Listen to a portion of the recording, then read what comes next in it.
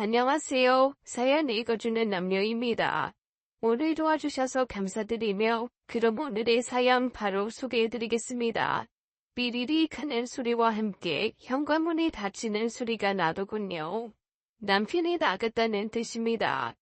그제야 안방을 나갔습니다. 식탁 위엔 말끔히 비워진 밥상과 함께 메모지가 붙어 있었어요. 새 먹으라가 속으로 안 차려도 돼. 내가 이런 밥상 받을 자격이 있는 놈도 아닌데 왜 저녁에 봐?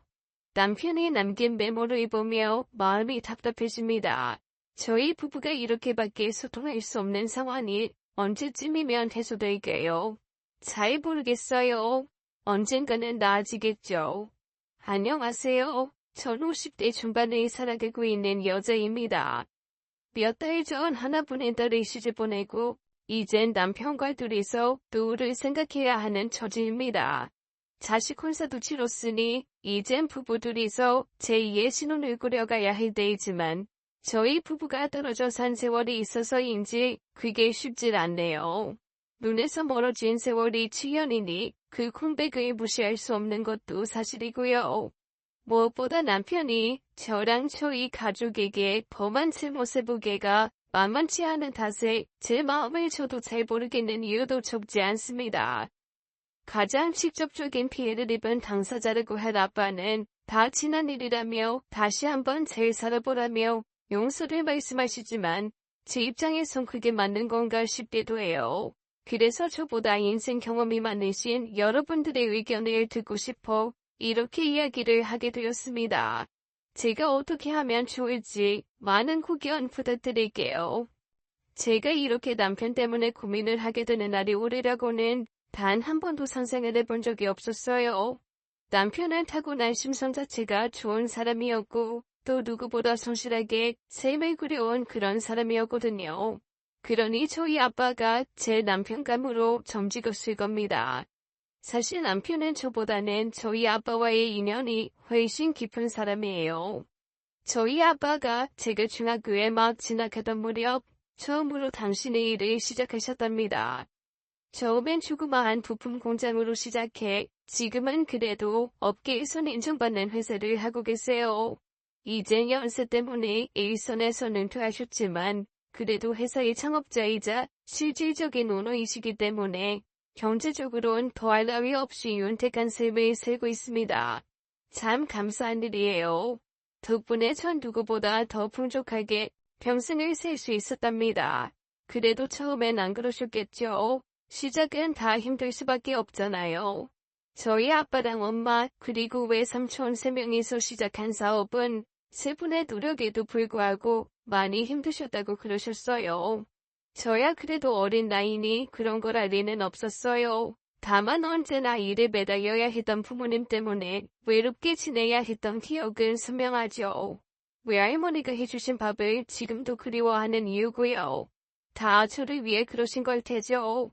하나밖에 없는 자식인 제가 어디가 소곤이지 않는 삶을 살게 하려면 돈이 필요할 수밖에 없으니 그러신 거란 걸 알아요. 결국은 성공했으니 그 시절의 외로움은 지나간 추억 정도로 이야기할 수도 있었을 겁니다. 엄마가 그리 드시지만 않았다면 말이죠. 아빠가 회사를 열고 나서 2년 후, 그러니까 제가 중학교 3학년 때 엄마가 말도 안 되게 저희를 떠나셨답니다. 급성 심근경색이었어요. 아직 40도 안 되신 분이 그리 드신 걸 두고 주변에서 말이 많았죠. 너무 과로해서 그런 거라는 이야기 말입니다. 아주 트는 말은 아닐 거예요. 공장 일에만 전적으로 매달릴 수 있었던 아빠와는 달리 엄마는 일이 끝나고 들어와도 집안일을 해야만 했어요. 외할머니가 웬만한 건 다 해주셨다지만 엄만 그래도 당신이 해야 할 일을 찾아서 하셨어요. 그래야 외할머니에게 조금이라도 덜 미안하셨을 테니까요. 그리고 하나뿐인 자식에게 소홀할 수밖에 없는 자기한테 변명거리일 수도 있었을 거고요. 그래서 정말 잠을 줄여가며 생활하셨어요. 그러다 그리 되셨으니 이상한 말이 나올 수밖에 없었습니다. 근데 그건 주위 사람들의 이야기예요. 저희 가족 중 누구도 그런 생각을 한 사람은 없었어요. 같이 일을 한 외삼촌이 누구보다 잘 알죠. 아빠는 정말 최선을 다해 회사의 성공을 도왔답니다. 그걸 옆에서 지켜봤으니 말도 안 되는 이야기에는 전혀 동의할 수 없었던 거죠. 외할머니도 마찬가지고요. 그래도 아빠는 죄책감이 상당하셨을 겁니다. 자기가 회사를 한답시고 집에서 아이를 키우며 사는 엄마를 끌어들여서 결국은 그리 되게 만들었다고 생각하시고 정말 많이 괴로워하셨어요. 따지고 보면 그만큼 가족에 대한 책임감이 강하시기 때문에 그러셨던 거죠. 엄마가 돌아가시고 난 뒤 아빠가 괴로워하신 건 분명하시지만 그래도 아빠는 자기의 책임에서 비켜서이지 않던 분이셨어요. 그 즈음엔 회사의 직원이 떼듯은 생겼던 시기였거든요. 아빠가 손을 놓으면 외삼촌을 위시해 직원들의 생계가 위협받는 상황이었으니 아빠는 당신의 힘듦과는 별개로 자신의 일에 소홀하지 않으셨어요. 남편이 바로 그때 아빠 옆에서 일했던 사람이었어요. 아빠가 남편을 많이 아끼셨어요. 남편이 고등학교를 졸업함과 동시에 아빠의 회사에 들어왔답니다. 저희 때는 인문계가 아닌 공고나 상고를 졸업하고 회사에 들어오는 경우가 좁지 않았죠. 남편이 그런 케이스였어요. 그리고 그런 사람 중 상당수가 가정 환경이 그리 녹록지 못한 경우가 많았어요. 아무래도 대학의 형편이 아니다 싶은 친구들이 그런 루트를 밟곤 했죠. 남편이 전형적인 케이스였어요. 막노동을 다니시는 시아버지와 시어머니, 여동생과 남동생까지 5식구가 사는 집안의 장남인 남편은 대학은 엄두도 보냈답니다. 시아버지가 허리 디스크를 앓고 있어 일을 자주 할 수 없기도 했고 시어머니라고 크게 다르지 않은 처지셨어요. 그러니 남편이 고등학교를 졸업하기 전까지는 극빈층의 삶을 살아야 했답니다. 남편이 아빠 회사에 들어와서 많지는 않아도 매달 정해진 월급을 받게 되는 것만으로도 집안의 밥상이 달라질 정도의 그런 집이었죠. 그래서 남편이 더 열심히 일한 것일 수도 있어요. 자기가 게으름을 부려서 공장에서 잘리는 날엔 당장 집안 식구들이 먹고 쓸 일이 걱정이 되었을 테니까요. 물론 꼭 그것 때문에 그런 것만은 아닙니다. 남편의 소실함 뒤에 있던 것 중 가장 큰 것이 가족에 대한 책임감인 건 맞지만 그게 아니라 해도 남편은 게으름을 부릴 그럴 사람이 못됐어요. 전성 자체가 성실하고 착한 사람이거든요. 자기를 예쁘게 생각해주는 아빠 같은 사장님을 만난 것이 자기 인생에서 가장 큰 행운이라고 말하는 사람이었어요. 그 말엔 단 한 점의 거짓도 없었죠. 20년을 보아온 제가 알고 그보다 더 오랜 세월 남편을 보아온 아빠와 외삼촌도 익히 아는 사실이랍니다. 누구보다 일찍 나와서 공장을 청소하고 기계에 천원을 켜는 사람이었어요. 그래서 다른 직원들이 나와선 아무것도 하지 않고 바로 일을 시작할 수 있도록 모든 준비를 갖춰놓는 성실한 직원이었죠.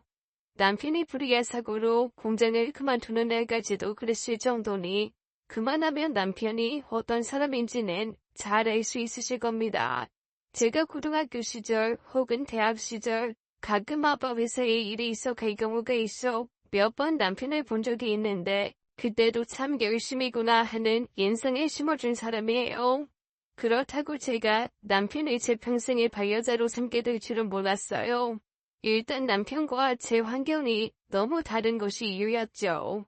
외람된 말이긴 하지만 제가 결혼한 나이대에 접어들 때엔 저희 집이 웬만큼 사는 곳 이상의 부잣집이었었고 남편은 자기 나이대에는 엄청 빠른 고참 반장이긴 했지만 그래봐야 여전히 월급을 받으면 가족 밑으로 다 들어가 버리는 통에 모은 것 하나 없는 빈털터리에 불과했거든요. 남편이 아무리 성실하고 인간성이 좋은 남자라고 해도 그런 남자를 자신의 사위감으로 생각할 아빠는 드물 겁니다. 실제로 저한테 꽤 괜찮은 조건의 손자리가 어느 정도는 들어온 걸로 알아요. 아무래도 아빠 회사가 그만큼 괜찮아졌다는 의미겠죠. 저란 여자가 그리 대단할 것도 없음에도 의사사위나 검사사위 후보군들이 생겼다는 건 그게 아니고는 설명될 수가 없었어요. 근데 아빠는 감사하게도 그런 제안을 단칼에 거절하셨어요. 내 마음대로 거절해서 미안하긴 한데 그래도 그게 맞는 것 같다. 혹시 우리 딸은 그런 거 나가보고 싶니? 아니, 난 그냥 내가 좋아하는 사람 만나고 싶어. 그리고 꼭 결혼을 해야겠다 싶은 생각도 없고, 정말 이 사람이다 싶은 사람이 아니면 결혼 안 해도 되지? 응이라고 말하고 싶지만, 그래도 아빠는 네가 좋은 사람 만나서 사는 게 보고 싶긴 한데, 아빠가 결혼해보니 너무 좋더라고.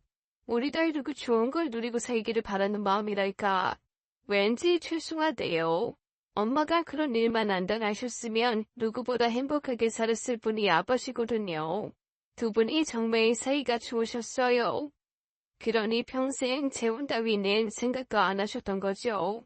그만큼 엄마를 많이 사랑하셨답니다. 오히려 외할머니와 외삼촌이 재혼 자리를 들이밀 정도였어요. 저희 집 참 이상하죠? 자기 딸이 죽고 사위가 재혼한다고 치면 겉으로는 몰라도 속내는 불편하게 그지없을 사람들이 오히려 사위의 재혼을 부추기고 있었으니 말입니다. 단순히 사위 장모 혹은 천한 매제가 아니라 그냥 가족이라고 생각해서 그런 거였어요. 친할아버지와 친할머니를 일찍 여윈 아빠는 외가댁 식구들을 친할머니처럼 친동생처럼 생각했고 두 분 역시 그러셨답니다. 제가 그런 사람들 아래서 자랐다는 게 얼마나 감사한지 몰라요. 누군가를 사랑한다는 게 무엇인지를 몸소 보여준 그분들 덕에 저도 자연스레 사람을 사랑하는 방법을 배우고 익히며 자랐습니다.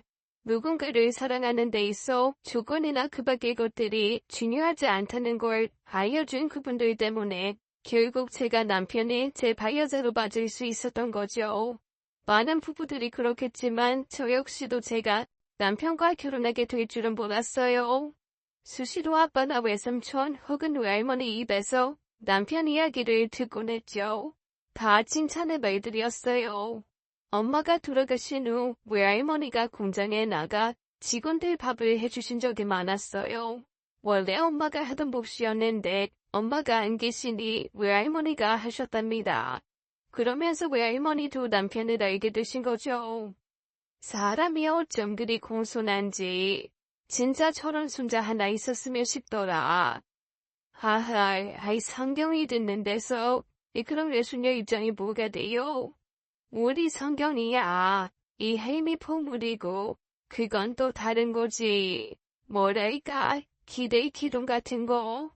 도대체 그 사람 이야기를 왜 그렇게 하는데 나 지난번에 가서 본 그 사람 맞지? 공장 최연수 반장이라는 사람. 그래. 그놈이 나이는 어려도 일은 똑 부러지지. 게다가 치부모랑 동생도 챙긴다면서 온갖 고생은 다 하면서도 언제나 웃는 그런 기특한 놈이지. 매형도 얼마나 예뻐하는데 오죽하면 겨울 잠바를 전지거나 뒤돌렸겠냐. 따지고 보면 좋은 거니 그놈 옷 입히려고 그런 거야. 이 한겨울에도 허름한 외투 하나로 버티는 걸 보고 있자니 마음이 쓰여서. 그래도 생긴 건 그렇더라. 몸도 얕아 보이고. 생긴 게 어때서? 그리고 그런 몸이 더 단단한 법이야.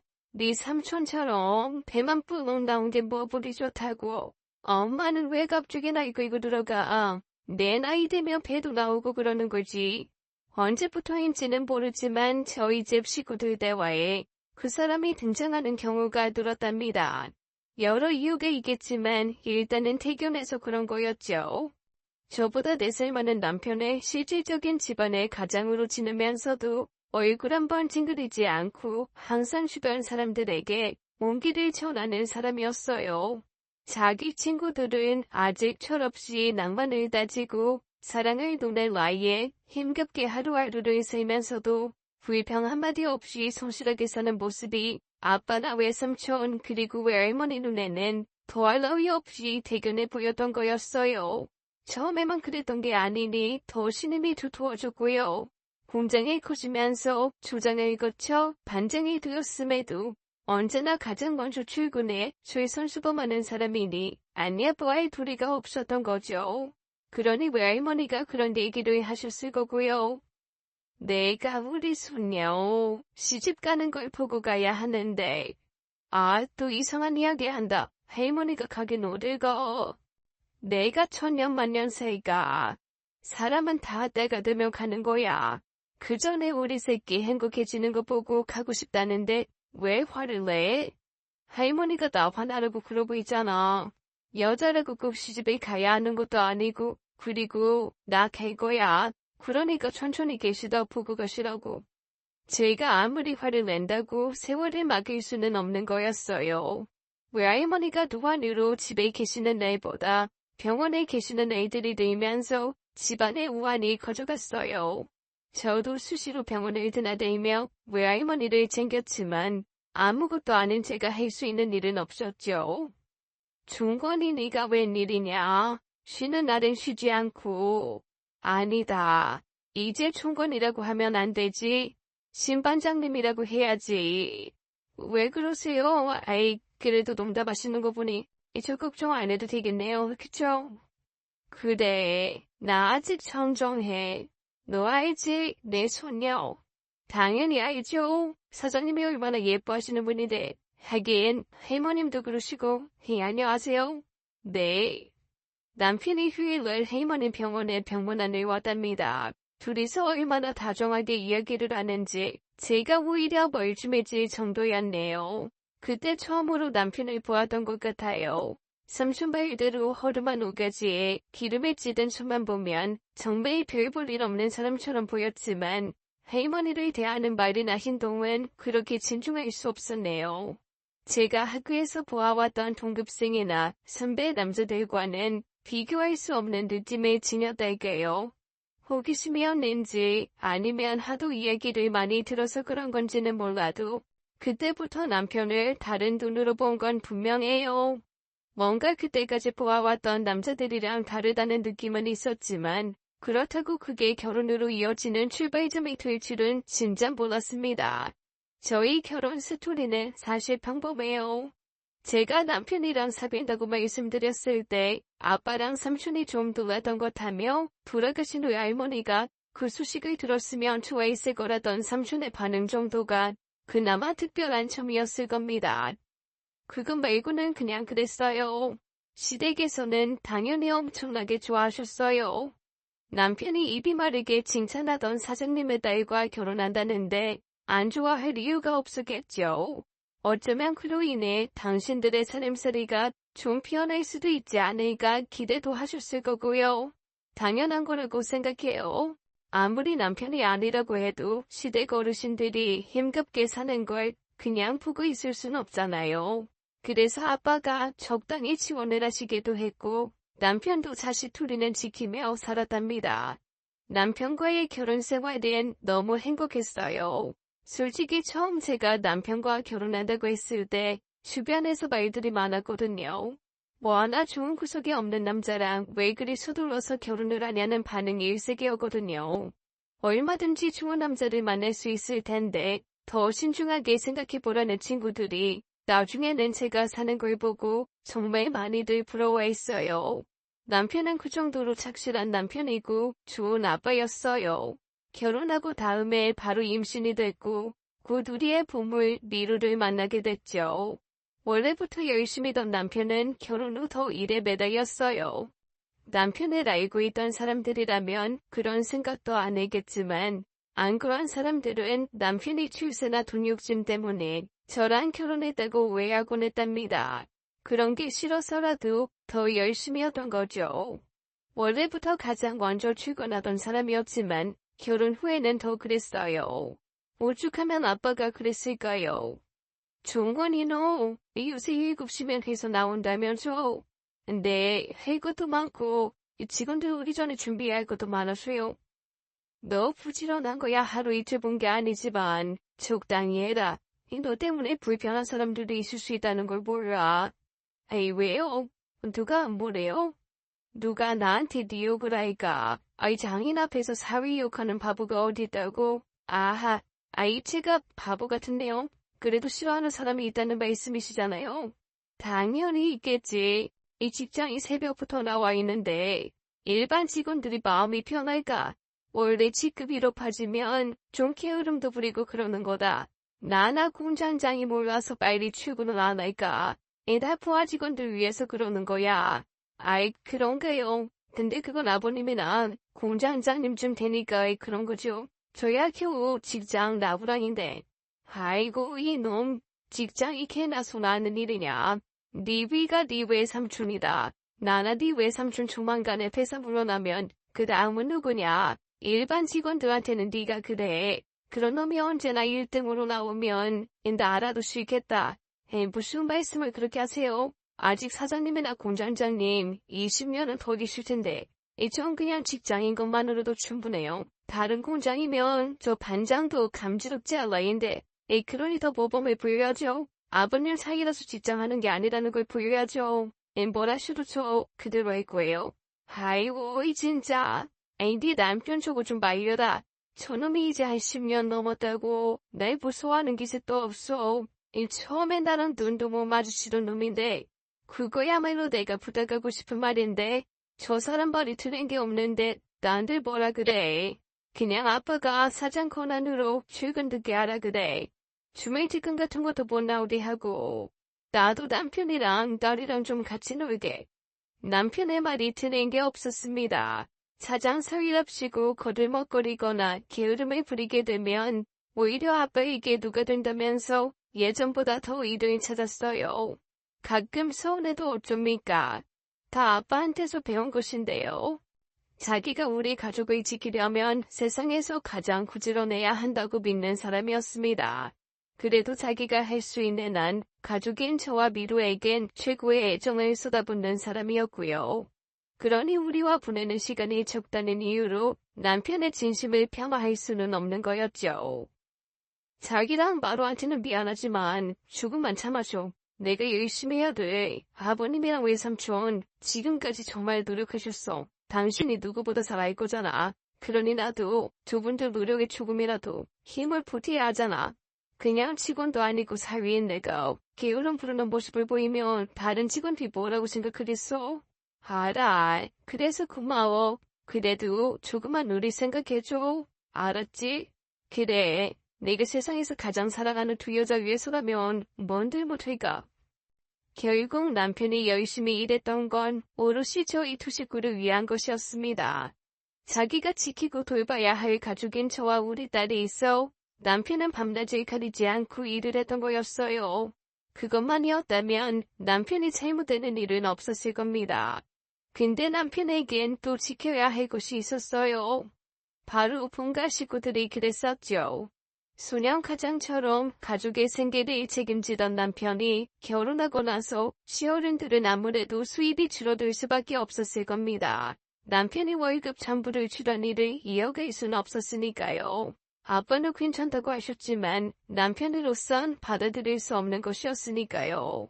남편은 아들로서의 역할도 중요하지만 그보단 가정의 책임을 다하는 것이 더 중요하다고 생각했어요. 그래도 완전히 모른 채 할 수는 없으니 어느 정도를 매달 드리긴 했지만 성에 차지는 않으셨을 거예요. 그래서 가끔은 시누이를 통해 저한테 지원 요청을 하시기도 하셨어요. 언니, 엄마가 몸이 안 좋으셔서 치료를 좀 받아야 하는데 어디 가요? 오빠한테는 말했어요? 아니요. 알잖아요. 오빤 지금 자기가 주는 것도 언니한테 미안하다는 사람인데요. 지난번에 이 비슷한 말 했다가 혼났어요. 이젠 다 하나 승권에도 다 컸으니 니들도 부모님한테 챙겨드리라고 그러던데요. 근데 알잖아요. 우리라고 그러기 싫어서 그러는 게 아니라는 거요. 알았어요. 얼마나 필요해요? 제가 되는 대로 해볼게요. 고마워요, 언니. 근데 이거 오빠한테는 말하지 말아요. 알죠? 오빠 성격에 이거 알면 우리 진짜 죽어요. 어느 정도는 각오한 일이었어요. 제가 결혼할 때 가장 많이 들었던 걱정이었답니다. 시댁이 가난하면 수시로 손을 버릴 거고 그게 스트레스일 거라고요. 사람들 말이 드는 건 아니었어요. 그래도 수시로 그러시는 건 아니었어요. 정말로 방법이 없다 싶을 때만 저한테 도움을 청했거든요. 그때도 남편 눈치를 박으면서 한 거고요. 그래서 큰 스트레스 없이 지원을 해드릴 수 있었습니다. 제 입장에선 당연하다면 당연한 거였어요. 남편의 가족들을 얼마나 생각하는지 알고 있었답니다. 그러니 가족들에게 안 좋은 일이 생기면 저한테 말도 못하고 끙끙 앓았을 거란 거 역시 잘 알았어요. 그건 싫었어요. 제가 아무리 그런 일이 있으면 말하라고 시켜봐야 남편 성격에 그런 걸로 저를 귀찮게 할 리가 없다는 거에 모르진 않았는데요. 그래서 오히려 제가 남편 몰래 시댁을 돕곤 했던 겁니다. 그러다 보니 남편에게 그런 문제가 생길 거라곤 생각을 안 한 거였죠. 부부가 살다 보면 이런저런 일로 다투기도 하고 때론 이혼이 어쩌니 저쩌니 하면서 부딪히기도 하잖아요. 근데 저희는 단 한 번도 그런 적이 없었어요. 아예 안 싸운 건 아니에요. 저희도 싸우죠. 그래도 이혼을 거론하거나 그런 마음이 들 정도로 싸워본 적은 없습니다. 저도 저지만 역시나 남편이 그만큼 제게 배려를 해준 결과라고 생각해요. 저희 부부 다른 건 몰라도 서로에게 비밀 따위는 없자고 했던 신혼의 약속을 잘 지킨다모는 아내가 생각했답니다. 그랬으니 남편의 그 행동이 더더욱 실망스러웠던 거겠죠. 나 아빠한테도 말해놨어. 미루 고3 되면 가고 싶어도 못 가. 명색이 결혼 20주년인데 그냥 넘길 수 없잖아. 많이 바라는 것도 아니잖아. 그냥 가까운 일본 다녀오자. 가서 한 3일만 쉬었다 오자. 그래야 나 미루 고3 뒷바라지 제대로 할 것 같아. 갈 거지? 그래 가자. 가지 뭐. 가질 건 뭐 어렵다고. 다른 건 몰라도 가족끼리 여행 다니는 건 자주 하자고 말했던 저였습니다. 그런데 막상 결혼해보니 그게 말처럼 쉽지는 않더라고요. 남편의 일 문제도 있고 애가 크면서부터는 학업 문제도 있고 그래서였죠. 그래도 최소 10주년, 20주년 된 여행을 다녀오자고 굳게 다짐했었어요. 10주년 때는 우리 세 가족 제주도를 다녀왔었어요. 해외를 나가 이 형편이 안 된 건 아니었는데 아무래도 일 때문에 신경이 쓰여서 언제라도 대응 가능한 국내 여행을 했답니다. 그래도 20주년엔 그러고 싶지 않았어요. 그래서 제가 막 졸랐죠. 시간이 많이 수요되는 유럽까지는 아니더라도 최소 일본이나 동남아 정도는 가고 싶다고요. 예상대로 남편이 난색을 표했답니다. 구이가 되는 미루는 엄마 아빠 결혼 기념일 여행에 길 정도로 애기가 아니라면서 처음부터 발을 뺐고요. 그대로라면 20주년 여행은 물 건너가는 거였어요. 사실 처음부터 그건 불가능했어요. 정확히 20주년이 되는 때는 미루가 고3이 되니 그건 안 되는 거였어요. 그래서 한 해 먼저 땡겨서 가자고 우겼답니다. 어차피 진짜 20주년도 아닌데 차라리 미루 대학 가고 나서 우리 셋이 유럽이라도 가는 게 어떨까? 안 돼. 그건 그때 미루 대학 입학 기념으로 가면 되잖아. 진짜 이번에 안 간다 그러면 나 엄청 화낼지도. 여느 때 없이 고집을 부렸습니다. 이유가 있었어요. 남편이 얼마 전부터 진짜 많이 힘들어했거든요. 아빠와 외삼촌이 서서히 은퇴를 준비하시면서 남편에게 많은 업무가 넘어갔어요. 정해진 수순이었죠. 회사 안팎에서도 다들 그렇게 생각했고요. 그러면서 남편이 부담감이 컸나 보더라고요. 아빠가 평생 피땀으로 일구신 회사니 그럴 수밖에 없었어요. 남편이 잠도 제대로 못 자고 수시로 한숨을 쉬기도 했답니다. 솔직히 좀 미안했어요. 남편이 그랬거든요. 아예 아버님 아시겠지만 저 배운 것도 없고 그냥 현장 체질인 놈이에요. 경영 잘하시는 분이 맡아서 양도부준 거 키요. 아버님이 좀 힘드시면 당분간은 공장장님이 하시고 그 이후에 좀 여유를 두고 알아보시는 게 어떨까요? 아이고 어디서 나를 왜 팔아. 나도 이제 조만간 70이다. 나도 좀 쉬자.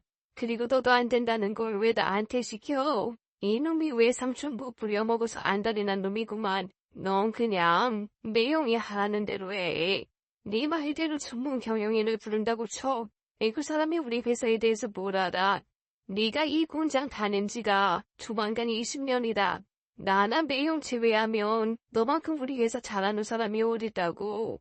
왜 평생 일했더니 이제 게으름 부르고 싶으냐? 아이 그런 거면 말해. 에이 그런 건 아니에요. 아시잖아요. 너는 왜 종건이를 잡아? 아진 너한테 다 하란 것도 아니고 하나씩 하자. 그러다 보면 금세 적응될 거고 왜 나라고 처음부터 다 알고 있겠냐. 남편이 많이 부담스러워했어요. 그래도 아빠나 외삼촌이 생각할 때는 남편보다 더 책임자는 없다고 생각했으니 남편이 더 거부할 수도 없는 입장이었답니다. 자기에게는 집안의 어른인 동시에 일을 가르쳐주는 스승들이었으니 어쩌겠어요. 싫어도 해야 하는 일이었죠. 그래서 스트레스가 장난 아니었던 거였어요. 옆에서 지켜보는 척까지도 힘들어질 정도였고요. 그래서 결혼 20주년의 핑계로 남편의 스트레스를 조금이나마 덜어주려고 했던 거였어요. 생각해보면 제가 많이 부자란 여자였나봐요. 남편이 저를 온전히 믿고 의지할 수 있었다면 그런 선택을 하진 않았을 텐데요. 남편에 대한 소남과는 별개로 그런 생각을 잔반히 했던 것 같아요. 다 지나고 나서 하는 소리죠. 그때는 아무것도 몰랐어요. 무엇이 남편을 그렇게 힘들게 한 건지, 그리고 남편이 왜 그럴 수밖에 없었던 건지는 전혀 몰랐답니다. 제가 단 한 번도 남편처럼 힘들게 살아보질 않아서 그런 거겠죠. 저야 평생을 돈 걱정 없이 편하게 살아서 그런 고민이 세상에 있다는 것만 알지, 막상 그 경우를 당하게 되면 허둥거리다가 넘어질 수 있게 뻔합니다. 그래도 남편이 한 것처럼 했을 것 같지는 않아요. 다 당해보지 않았으니 하는 소리일 겁니다. 아무튼 결국 남편과 좋은 여행을 떠났어요. 아는 사람 하나 없는 일본에서 오랜만에 홀가분한 날들을 보냈어요. 제가 좋아하는 모습을 보고는 남편도 많이 좋아해 주었고요. 거봐, 오길 잘했지. 너무 고민하지 마. 다 잘 될 거야. 당신한테는 당신을 도와줄 사람이 차고 넘치는 걸. 맞지? 맞아. 내가 바보라서 그래. 올해 바보들은 아무리 가르쳐줘도 모르거든. 미안해. 그리고 고맙고. 이 사람이 왜 이러지? 설마 이 사람들이 우리말 모른다고 생각해서 그러는 거야? 그래도 듣기는 좋네. 이왕이면 다른 말도 좀 해보지. 어차피 이 사람들 한국말 모르니까. 사실 큰 기대는 안 했습니다. 아무리 일본에 와 있다고 해도 그렇게 낯간지러운 말을 할 수 있는 사람이 아니었거든요. 그런데 여행 탓인지는 몰라도 남편이 정말 그러대요. 다른 말? 에이 그래. 사랑한다 최성경? 우와 진짜 하네. 진짜 신종건 씨 맞아. 사람 바뀐 거 아니지? 아무리 봐도 내 남편 맞는데. 진짜 놀랍다.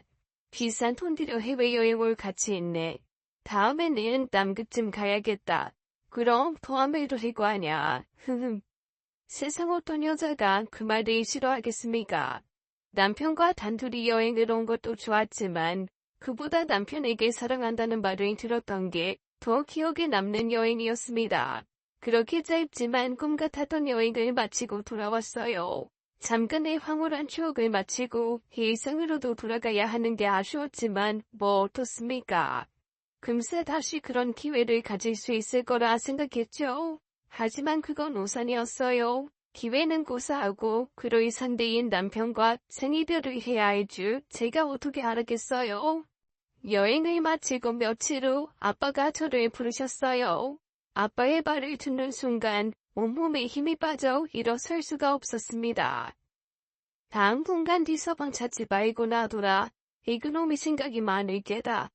연락이 없더라도 너무 걱정하지 말고 이상한 생각하고 그런 놈 아니니까 마음 정리하고 돌아올 때까지 그냥 모른 채 해주려무나. 그래도 너한테는 바라고 가려고 했는데 이 참한 너랑 미뤄볼 면목이 없어. 너한테 미안하다고 전해달라더라. 그리고 그 약속은 꼭 지킨다고 그러더구나. 이 무슨 약속인지는 묻지 않았다만 그놈 성격이 지가 한 말은 지키겠지. 그러니 믿고 기다려줘라. 회사를 간다고 집을 나선 남편이 우리 곁을 떠나버리고 말았습니다. 아빠나 저 그리고 주변의 모든 사람들은 남편이 금세 돌아올 거라 생각했어요. 남편이 저지른 잘못이 만만치 않은 것이긴 하지만 손일을 하고 나서 가족의 지인들에게 용서를 구할 사람이라는 걸 알고 있었으니 아빠 말대로 서둘러 남편을 찾지 않은 거였습니다. 그 사이 제 맘이 누가내릴 거였지만 어쩌겠어요. 남편의 잘못은 곧 저의 잘못이었으니 저도 벌을 받는다는 심정으로 함께 그 시간을 견디려 한 거였죠. 근데 그렇게 길어질 줄은 몰랐습니다.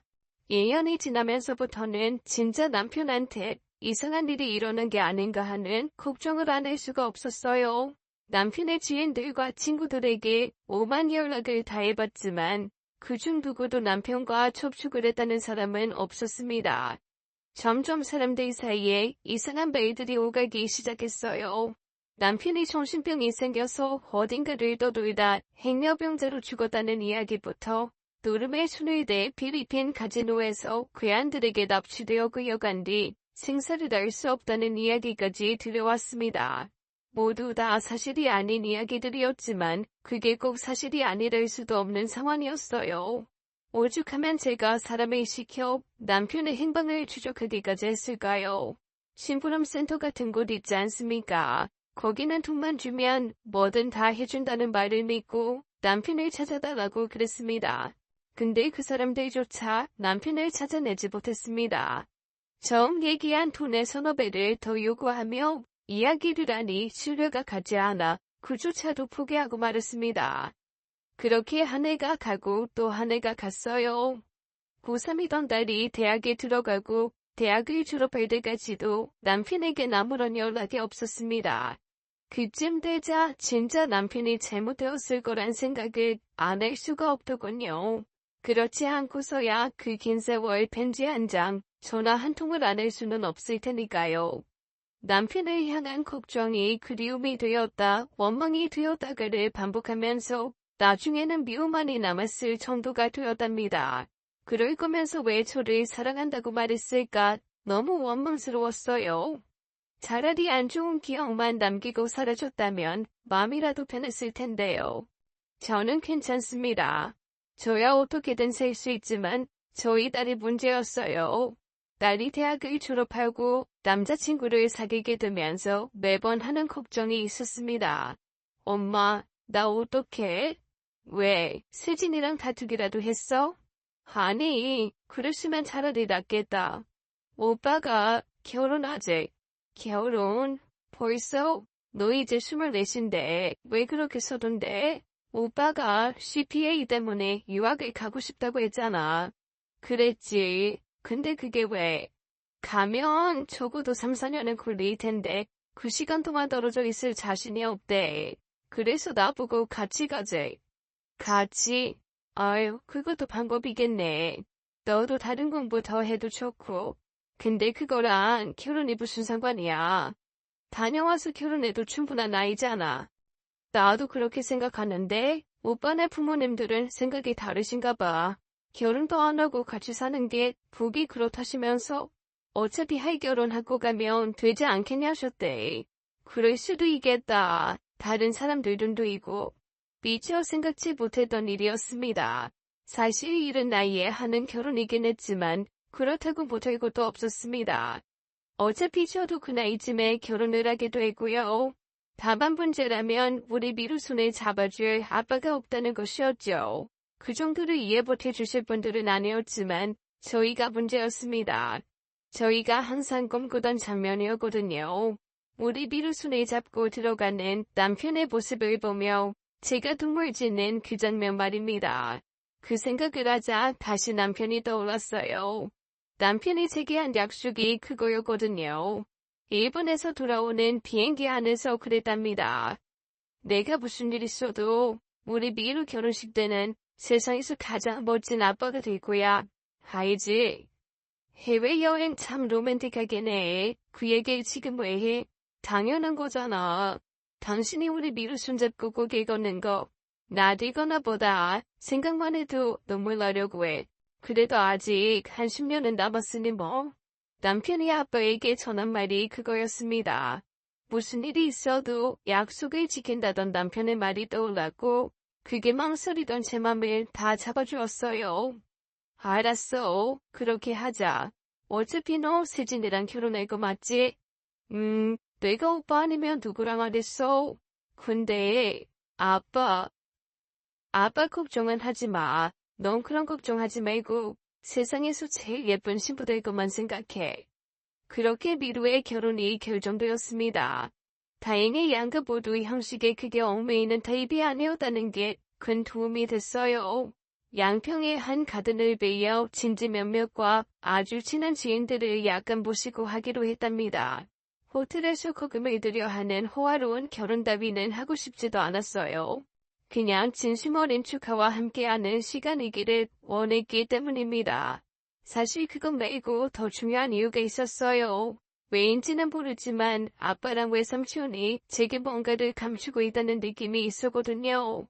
제가 그렇게 애를 쓰면서 남편을 찾는데 아빠랑 외삼촌은 그런 저를 안쓰럽게 보시면서도 마냥 저를 도와준다는 느낌은 아니었답니다. 물론 제가 아내이니 가장 남편의 행방을 궁금해해야 하는 사람은 맞지만 아빠와 외삼촌 역시 남편에 대한 애정이 저 못지않게 큰 사람이니 더 그랬습니다.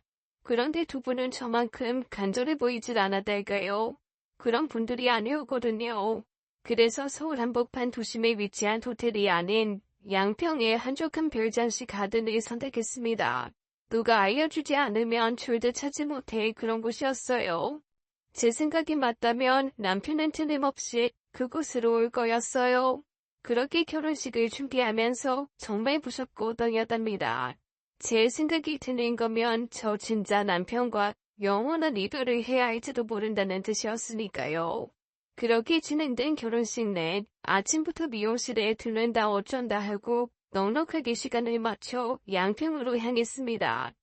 결혼식 시각이 오후 2시였는데 저는 이미 오전 10시부터 가 있었어요. 누군가를 기다려야 했거든요. 여보, 역시 그랬네. 그래서 누군데 이 결혼식 한다고 누가 말해준 건데. 아빠야? 외삼촌이야? 미안해. 아니 내가 부탁드렸어.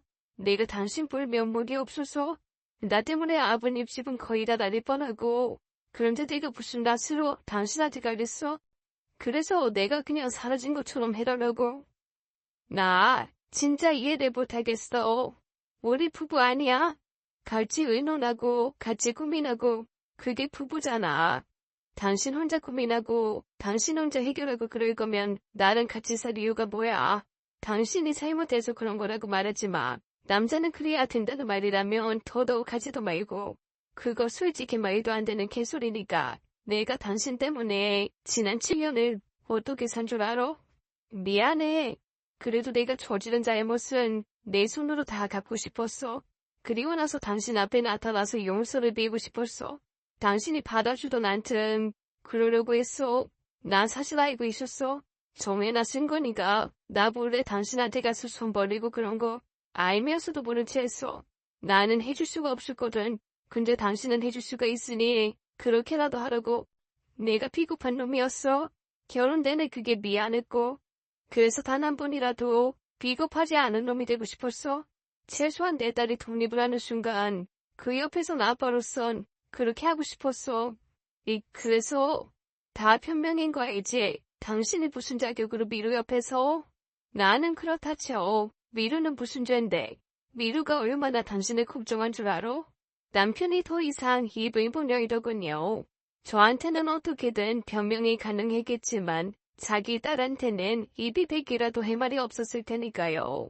사실 하루가 아니라 한 달을 싸워도 모자랐습니다. 그러나 시간이 없었어요.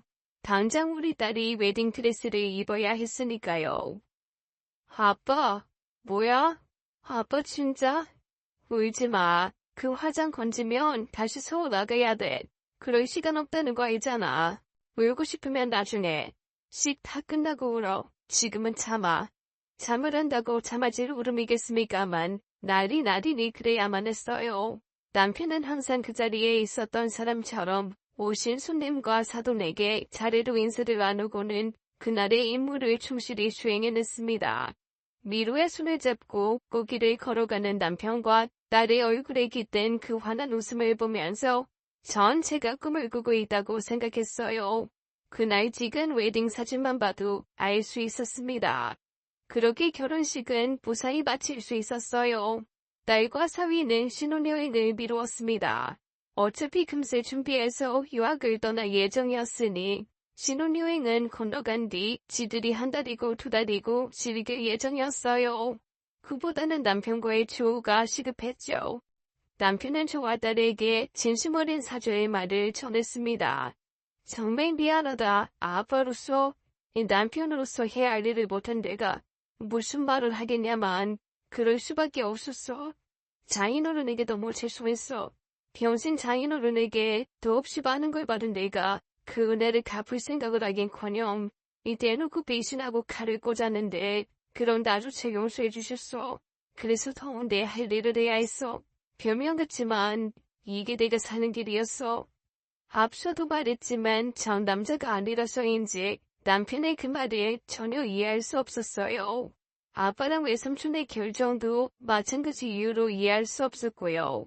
남자여서 이래야 한다, 가장이니 그럴 수밖에 없었다는 당신들의 말은 제게는 아무런 의미가 없는 것들이었습니다. 그보다는 가족이 함께 있어야 한다는 사실이 더 소중했거든요. 어려운 일을 나누고 행복한 순간을 공유해야 한다고 믿었습니다. 그러니 더더욱 세 사람의 이상한 일을 이해할 수 없었던 거였어요. 정말로 남자들은 그래야 하는 걸까요? 자신을 믿어준 사람을 위해 7년이건 10년이건 가족을 등질 수 있다고 믿는 말도 안 되는 궤변을 어떻게 이해해야 하는지 모르겠습니다. 제가 이 채널에서 가끔 이 비슷한 사연들을 본 적이 있었어요. 그럴 때마다 진짜 욕을 많이 했었답니다. 남자라서 그런다느니 어쩌니 하는 댓글들을 본 적도 있고요. 정말 말이 안 된다고 생각하거든요. 세상에 그런 게 어딨습니까? 가족끼리는 무엇이든 다 털어놓고 이야기하는 게 제가 믿는 단 하나의 진리라서요. 설령 내 가족이 세상 악독한 범죄를 저질렀다고 해도 가족에게는 그를 이야기하고 결론을 구하는 게 맞다고 생각합니다. 물론 죄를 지었으면 벌을 받아야 하고요. 그게 사람 살아가는 이치라고 생각합니다. 적어도 전 그렇게 배워왔고 그렇게 살아왔어요. 제 말이 틀린가요? 제가 이야기를 하다 보니 너무 흥분해서 이야기가 투소가 없었네요. 아무튼 그 후로 저는 바보같이 남편의 집으로 다시 데리고 왔어요. 여전히 감정이 상한 터라 가급적 얼굴 보는 것은 피하는 중입니다. 남편은 자기가 나가 이기다고 하지만 누구 좋으라고 그러겠어요. 오가며 제 얼굴 보면서 평생을 미안하다고 느끼게 만들 겁니다. 요즘 집에서 바스 냄새가 수시로 나는 걸 보면 남편이 몸을 쓰는 일을 하는 것 같습니다만 그것도 묻지 않고 있어요. 자기 말대로 자기가 돈을 벌어 아빠에게서 빚는 돈을 다 갚겠다는 심산인가 본데 전 아무 상관도 하지 않으려고요. 아빠나 외삼촌도 요샌 제 눈치 보느라 연락도 잘 못하고 계세요. 진짜 못난 딸인 건 알지만 제 맘이 너무 다쳐서 당분간은 그래야 할 것 같습니다. 이런 제가 너무 심한 걸까요? 오늘 이야기 어떻게 들으셨나요? 전 좀 이해가 안 가네요. 잘못을 했으면 앞에 와서 잘못했다고 비고 평생 미안한 마음으로 빚을 갚아나가야 하는 것 아닌가요? 솔직히 미안해서 나타날 수 없었다는 말은 매일매일 비난받는 게 싫어서 뒤로 숨어버린 남자의 비겁한 변명으로밖에 안 들립니다. 솔직히 전 남편분 정말 이해가 안 가네요. 너무 제 의견만 말해버렸나요? 여러분 의견은 어떠신가요? 댓글로 여러분들의 의견을 함께 남겨주시면 좋을 것 같습니다. 오늘도 끝까지 함께 해주신 여러분 감사드리며 저는 다음 사연으로 돌아올게요. 감사합니다.